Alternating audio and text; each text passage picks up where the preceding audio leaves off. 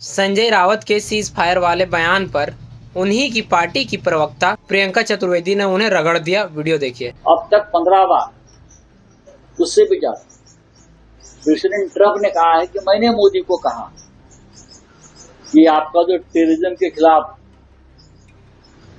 जो संघर्ष चल रहा है वो रुकवा।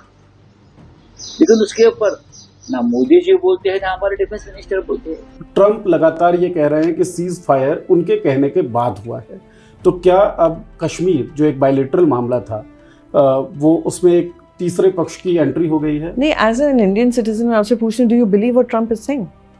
आई do not, but government I am asking you as an Indian citizen जो जर्नलिज्म में है, do you believe what Trump is saying?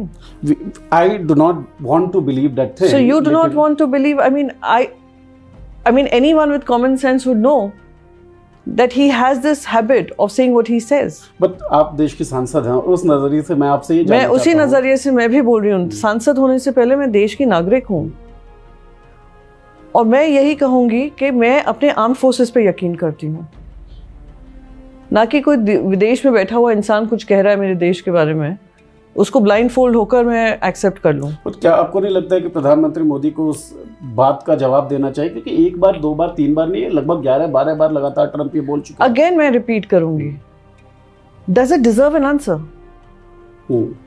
जब क्लियरली डीजीएमओ ने आकर आपको कह दिया है कि हमारी बातचीत हुई है, डीजीएमओ लेवल पे टॉक हुई है, I would believe my DGMO.